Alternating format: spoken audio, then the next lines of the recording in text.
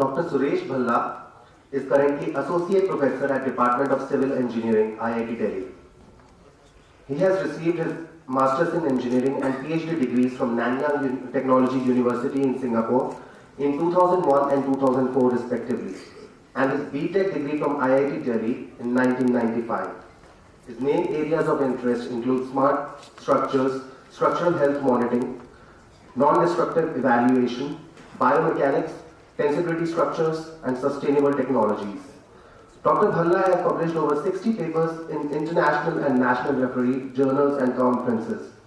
He is the recipient of Kusuma Fellowship in 2008, Young Researcher Fellowship Award 2003 from MIT, Gold Medal from National Science and Technology Board Singapore in 2001, and Institute Silver Medal in 1995 from IIT Delhi.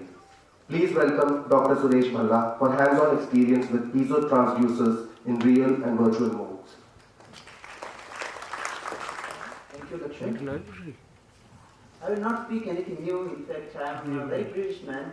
I have the privilege of being guided by each of the three previous speakers, Professor So, Professor Datta, and Professor Bhattacharya.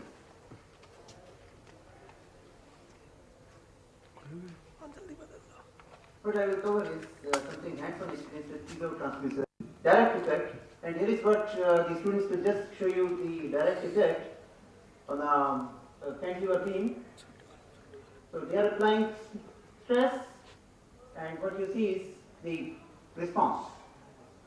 So the response you see is the voltage response when any stress is applied, that gives rise to the voltage response. And here we have two plots. Which one is accelerometer? Which one is top one is accelerometer or the bottom one? Yeah, the bottom one is accelerometer and the top one is from the piezo patch. And they are exactly identical. Whereas accelerometer is giving us a measure of the acceleration, the piezo patch is giving us a measure of the dynamic strain. But if you work in the frequency domain, there is no difference at all. We get same natural frequency of the structure. And the biggest advantage here is that whereas accelerometer costs over $500 US, 25,000 Indian rupees, piezo patch is very inexpensive. It costs less than 500 rupees or something around $10 US. So there is a big price difference, but what we get from accelerometer, we can get same thing from the piezo sensors if we use. We'll show you more. Now coming back to the other effect is the converse effect. Now converse effect means that if we apply any electric field, that leads to the generation of the strain field. So that is called as converse effect. And here, if we apply an alternating field, what will happen? The structure will be tuned to vibration. Now here the students will just display you the converse effect. Maybe you can just apply some voltage across the from the LCR meter. They will just show you the example of the converse effect. You will be just able to see. I think just apply from here the voltage from the LCR meter. We are applying some alternating voltage and it will manifest itself. So this is the converse effect. That is, they are applying electric field across the piezo patch and the patch is vibrating, and we have tuned the frequency in the audible range, which is coming as sound, humming sound. So this is the converse effect. Okay, let's stop that. Now the piezoelectric constitutive relations, like all elastic materials, piezoelectric materials also obey Hooke's law. That is, stress is directly proportional to strain. The only difference is that here, if we apply an electric field, that also gives rise to a strain. So the two strains, they are just added up to give us a resultant strain. So this is the converse effect. This is all the students they did. They applied here electric field and we could experience the vibrations, dynamic strain, and that's what you heard as the humming sound. The other effect is the direct effect. Like all dielectric materials, piezoelectric materials, they also obey the equation for the parallel plate capacitors. That is, if you apply an electric field, it gives rise to development of charges. The only difference is that here, application of stress also brings about additional charge and the two get added up. And the beauty is that the same coefficient D31 is the connection between the two domains.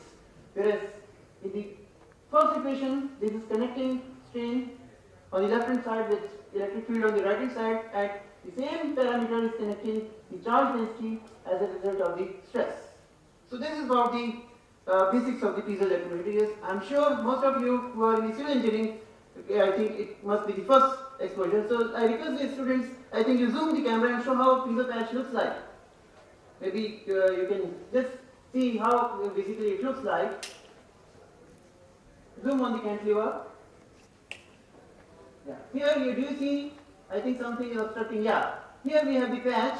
We see the connections. So it's as small as 1 cm in length and width, but it has power that it can drive these structures into vibrations. Of course, small, not as large as buildings. So here if we use it in the sensor equation, if we want to use only a sensor, then our equation gets simplified, because in sensor applications, we need not apply any electric field, only we need to measure is what is the voltage resulting from the charges. So our equation gets simplified, this becomes 0. So if we use the equation for parallel plate capacitors, there is charge is equal to the capacitance times voltage. What we can derive is this equation, that is voltage is directly proportional to the strain. So if we have the structure vibrating with dynamic strain, the voltage across the terminals will be just proportional to the strain. Can you, I think, show the same thing again? The oscilloscope, just vibrate the beam, and rather than giving it vibrations, just oscillate with your hand to show the direct effect. Don't vibrate, just pull and push to show the direct effect, the change of the signal from positive to negative. I think someone is obstructing the view of the camera. Yeah. Now you see here, he is applying down. So we have one type. Now change the reverse. Yeah. So as we reverse the direction of the stress from compression to tension, we also see reversal of the nature of the voltage. The only thing is that it can measure dynamic phenomena only. Static phenomena is not feasible. Why? Because the charges, they don't sustain, they get consumed in the circuit. But for measuring dynamic strain, for example, now you can oscillate, you just oscillate. It's very, very good, extremely good oscillations. The quality, the signal to noise ratio comparable to that of accelerometer. Now this is showing comparison between the response, the strain measured from the piezoelectric sensor with an electrical strain sensor. Now we can here itself see how much is the difference of the quality. The signal to noise ratio in the piezo patch is superb as compared to the electric strain gauges. Now another application, sensing flexure. Now here we can make use of sensing flexure to our advantage. If for example we have a beam which we know is under flexural vibrations, and if we connect two patches, one on the top, one on the bottom like this, that is, we connect the bottom electrode of the tube. Now what happens is, because when the beam is under flexure, if top we have compression, bottom we have the opposite tension. So the two voltages, they will just get added up like we have two cells in series. So what we get is both will be added up, and the voltage will give us something very important. We just see what is happening here when we have the strains. The voltage would be basically summation of the two voltages. We will get something directly proportional to the sum of the top and the bottom strains. And what is sum of the top and bottom strains? It is basically a measure of the curvature of the beam. So if we have this kind of setup, the voltage we get is directly proportional to the curvature at that particular section where we have instrumented the piezo patches, one on the top, one on the bottom. And we can make use of this to our best advantage. Here in the picture are our postgraduate students. They are using the same technique, and also they are just using our homemade hammer, which we have passed on the technology to INOF, and you can have a look at the stall for their cost-effective hammer. So what we get, voltage directly proportional to the curvature. So voltage is a measure of the curvature. So we have the same conventional structural model analysis system, but if we replace accelerometer with piezo patch, pair of piezo patch, what we get strain mode shapes. And here we have a reasonable price difference for competitiveness of the piezo patch, whereas accelerometer costs in this range 400 to 500 US dollars or 20 to 25,000 Indian rupees. Piezo patch typically costs 5 to 10 US dollars or 250 to 500 rupees. And here coming back, the mode shapes, if we just follow the standard practices of model analysis, the mode shape which we get, they will be directly the curvature mode shapes. And curvature mode shapes, they are well established as better indicators of damage, because curvature is a very sensitive parameter for damage. If curvature changes immediately, if there is any occurrence of damage, curvature immediately changes at that particular location. And here we are measuring it directly. Previously, if people use accelerometers, they first get displacement which they numerically differentiate to get the curvature. Whereas here we are getting the curvature directly and using it for our purpose. Here I just described the experiment conducted by Dr. Ramashankar, who got doctorate in 2010. So here we have piezo patches, and we created damage at a location, and damages were induced in this fashion. First, very small incipient damage in the form of hole, then 2 holes, then 3 holes, then there is a cut in the one half of the flange, then complete flange cut, then also in the web region, and finally 2/3 of the web region. So here this is the curvature mode shape which we have got directly from the piezo patches. Here one can see there is a direct identification of the damaged region in the form of the curvature mode shape, which we have just got directly from pair of the piezo patches, one on the top and other on the bottom. And if we just plot the change of the curvature, it gives us a very good direct measure of the damaged location and also a qualitative damage indicator. Though Dr. Ramashankar, he has also quantified damage more realistically based on change of the overall stiffness, and you can refer his thesis for that. So the damage location is very well established, not for just beams, but also this can be extended to plates. This is the curvature mode shape, and here is the damage localization. It has tested very well, not only for a single damage location, but also for multiple damage locations. But here there is a hitch. This is all we are using low frequency vibrations here, or frequencies are less. If you typically see the first natural frequency 25, second 190, and if we just see the change till state 3, which we say they are the incipient damages, the change is very small, less than 1%. So again, as Professor So emphasized, this is in the lab condition. Lab condition, still 1% is under control, but in site conditions, what do we say of 1%? Because such changes might be because of statistical variations, so they are not reliable. So localization is even more reliable in the real life conditions. So here, how to identify incipient damage? So this view comes in the form of the EMI technique, which Professor So has just described. Now this is a model. I and Professor So, we just developed this model, and from this model, if we measure the admittance of the patch, I think before I proceed, just they will show you an example. I think you can just run test, just connect to the projector and just run test to give you a feeling of the electromechanical impedance technique.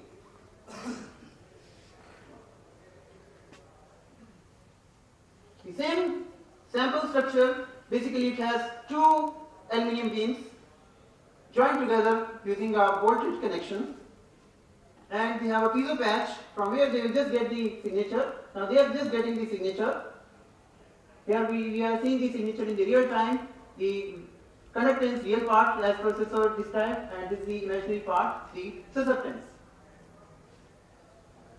And how it works, let us say today we have taken the signature, we come back after say 1 year, want to know what is the change in the signature, has there any damage?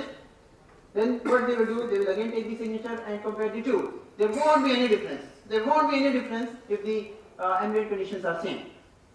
For example, they just repeat, you can just repeat and show. Maybe you need to just close the window once and keep it on. And make sure you don't overwrite. Yeah, so they will just show you, compare the two signatures, there won't be even slight difference between the two if there is no damage. And then they will just induce temporary damage, and we can see how much is the difference.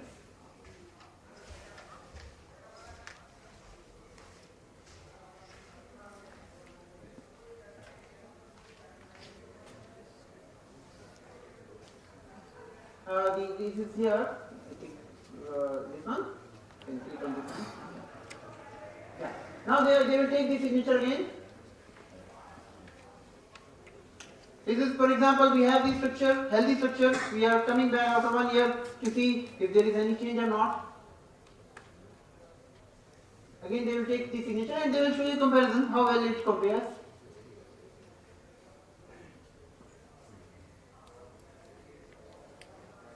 They just run MATLAB and show you the comparison.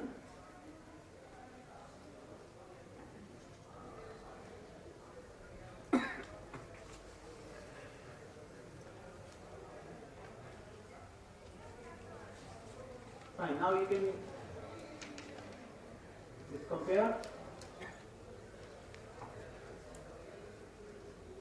And MATLAB here. Just run a quick program to show you the comparison. Because most of you, I think 90% of you must be very new with this technique.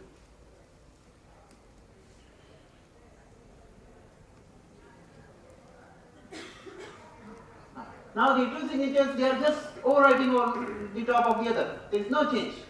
Now what they will do, they will just induce damage. They will just loosen the bolt, and take the signature again. And then they will show you the difference, how evident the damage is, how effectively it can capture damage. Yeah. Yeah, they will just focus and show the damage.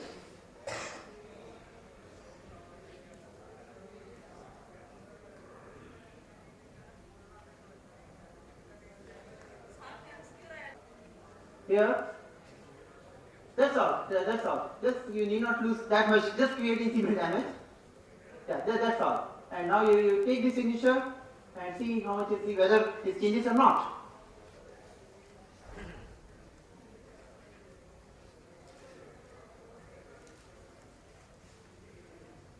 Again, they are back to the computer and they run the same interface. The signature goes again, and they just show you the quick comparison. All it takes is just a couple of minutes to take the signature. And within that, we know how is the health of the structure. Is it healthy? Is it damaged? Or not? Now they are taking the signature. Does it look similar to the first one? We'll plot the two together and see.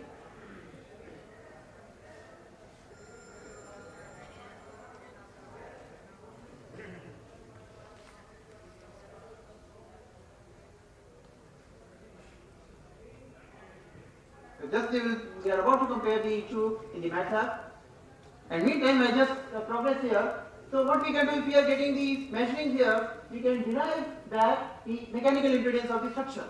And this mechanical impedance, basically it follows the trend. We found in 2005 that the mechanical impedance, it follows certain kind of system. So the system characteristics, they show that it's like a Kelvin-wide system of damper and a spring in parallel. And we could estimate how much is the spring constant. And we found that through experiments in concrete, this follows a direct correlation with the absolute stiffness. The stiffness which is identified is not equal to the static stiffness, but it follows a direct correlation with that. We have found it consistently also in the case of joints, bolted joints.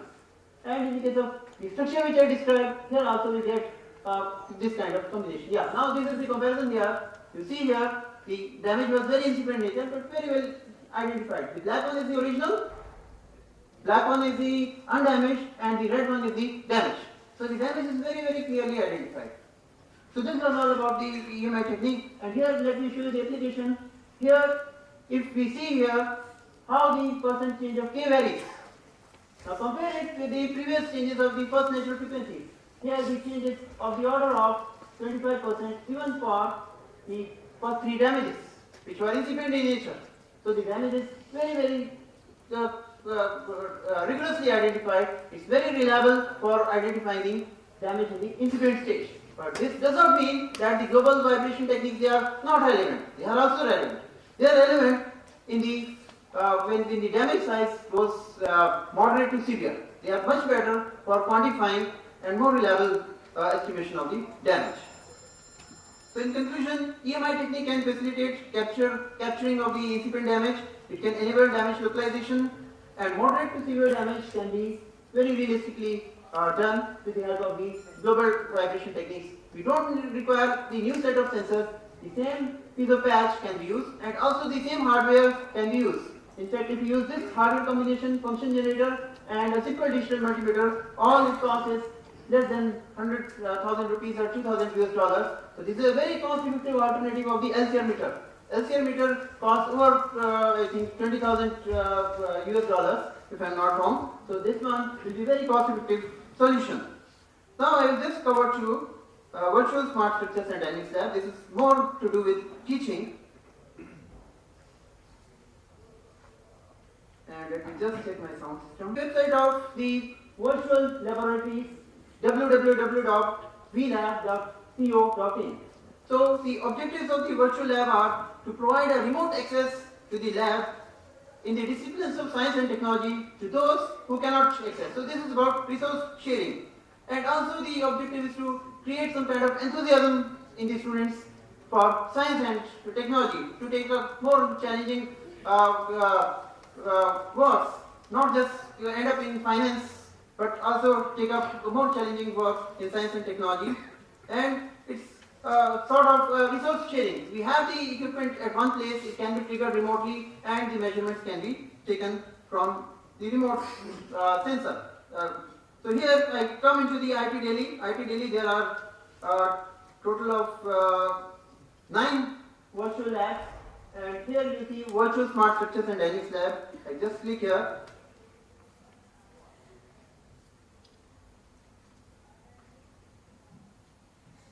Is the speaker on? Let's check.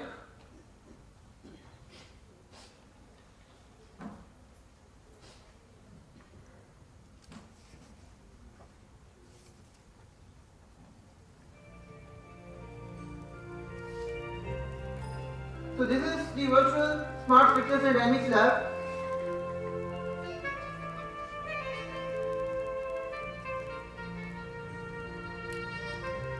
Let me just mute. So here we have explained step by step through online videos how to use the the website. I just play the movie for a couple of seconds to show you how we are teaching.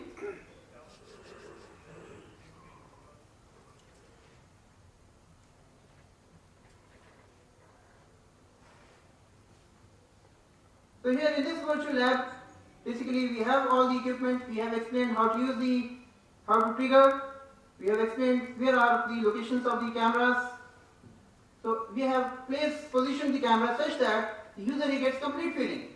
It's not just visual but also audio. I'll just illustrate two particular experiments. So we have here all the cameras which are capturing the things, and they are all broadcasting it live to the user. One place he can trigger the experiment and he can get the data. So let me just give you an example of one experiment, and I am now just turning on the speakers.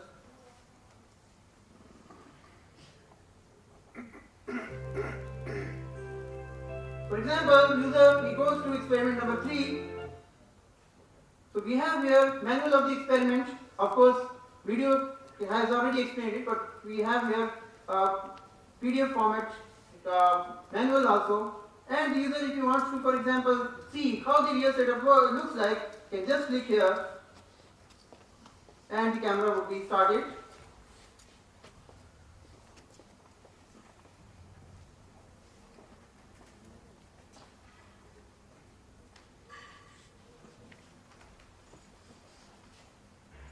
Now can you bring here the mic? Now do you hear a snoring sound?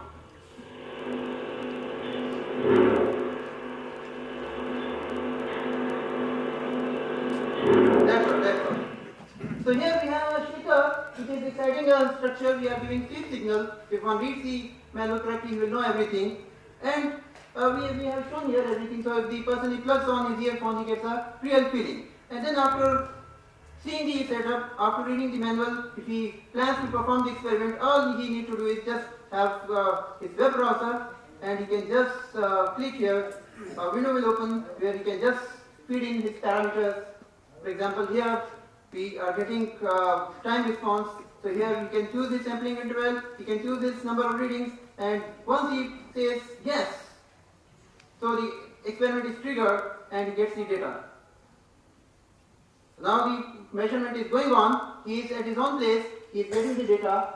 So we'll see how the data looks like for force excitation of the structure. Yeah. So this is the data, and the data is also stored, saved on his computer. He can visualize it here, and he can also have it in the Excel format to his own visualizations, both the time and frequency domain, and he can work out various parameters as desired. So all these things, future exploratory things are also explained in the manual. Let me show you another experiment. After that I will end. Now this is experiment number 1. This is for the free damped oscillations of beam, cantilever beam, like the one you showed. We have here piezo sensor, smart material, from where we are getting the response. So here also, if a person wants to see how the setup looks like, he just have to click here, and the things will open, and he can enable the audio things also. Can you just bring the mic? Now here, if you see clearly, we have a hammer which is exciting the structure at regular intervals and allowing it to have damp-free oscillations. You can hear the sound of the hammer striking also. Of course, also in the background is the snoring sound of the other experiment. That's all. Yeah. So now if he wants to do the experiment, after understanding the manual, after understanding the theory, he can just go here and again enter his parameters, which are similar as experiment number 1. And once he says run, so the experiment is triggered. And we don't require very high technology for doing this. Now all the modern instruments, they are available with LAN feature. Just like we connect a computer or PC to the LAN, we can connect same equipment to the LAN, and we get the same things. So here is the response. The user again can visualize, can do more things which are all explained. Both here you see here time and frequency domain responses. So here we also have a particular section for those who want to take up research. We have something more about more reading material about smart materials and structures. So we are currently deploying the system in-house for our PG level courses. This is serving two purposes. One, we are utilizing the system, and at the same time this is also providing us a test facility. We are testing the system. We don't want to release it to the outside world till all the bugs they are settled down. So we will continue this for another semester. We hope we will do away with all the bugs or anything, and after that we will release it to the outside world. Right now it's available freely in the internet, and once we do some changes, it will be uniformly done. There's firewall right now, so firewall does not allow outsiders to connect. So those things will be created, and hopefully within the next 6 months we'll be releasing this portal for outside world. So let me just conclude. So you may note down the address. This is www.vlab.co.in. Keep visiting it, and one day you will find you are able to trigger the experiments from outside. Though internet they are available. So with this I would like to thank. If you have any Thank you, sir.